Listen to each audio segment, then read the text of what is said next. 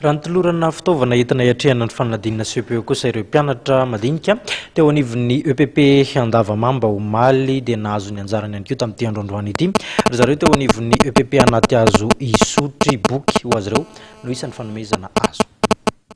Ankizy miisa 770 indray no tolorana ONG Arina Manasoa fitaovana hoentina hanala fanadinana androany maraina ho fanohizana ny asa soa izay ataon'izy ireo.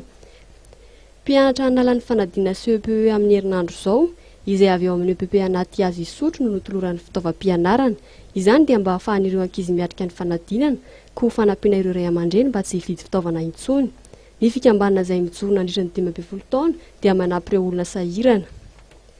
Rehefa navita veto amin'ny moa tena dia nisy ray aman-dreny tonga ny teny tamiko manao hoe moa amin'ny général izy maninona moa ianao raha mba manao asa soa satria efa nomena Andriamanitra sy ny razana soa ianao toa-kenanao ka maninona ianao raha mba manao asa soa dia izay no nahatonga ny tenako namorona nyty hoe ONG Arina Manasoa ka azonareo an-tsaina angamba ny teny hoe Arina Manasoa satria ao anatin'ny anarako le izy hoe Richard dia Ramanantsoa Richard zany Arena hitanao moa ny zavatra rehetra dia tamintsika tamin'ity dia mahasoatsika na inona zany ka zay manongana hoe arakaraka izay fangatahan'ny olona aminay mentefa aminay zany no anaovanay an'izay ary ataonay tena hoe tsy mila tambony zany zay sanatria nivavana teny fa dia tena ataonay koa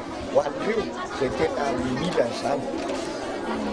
Ny fanolorana fitaovana ho an'ireo analan'ny CPE dia mbola mitohy amin'ny EPP Manarsoa, Ambodiafotsy ary Antetezana Voany. Marihana fa ny fanampiana izay atolotry ny ONG ho an'ireo mpianatra hanala fanadinana dia avy amin'ireo malala-tanana eto an-toerana sy avy any ivelany. Ny boky kosa dia fiara-miasa amin'ireo mpianatra ny université, le livre pour le francophonie. Efa maro ireo firenena no nahazo ny anjarany tamin'izany, ka anisan'izany Madagasikara. Ary amin'ny taona ho avy no nambarin'ireo mpikambana ao amin'ny ONG no hidina aty an-toerana hijery akaiky sy hanolotra amin'ny vantana ireo fanomezana ny ao amin'ny le livre pour la francophonie.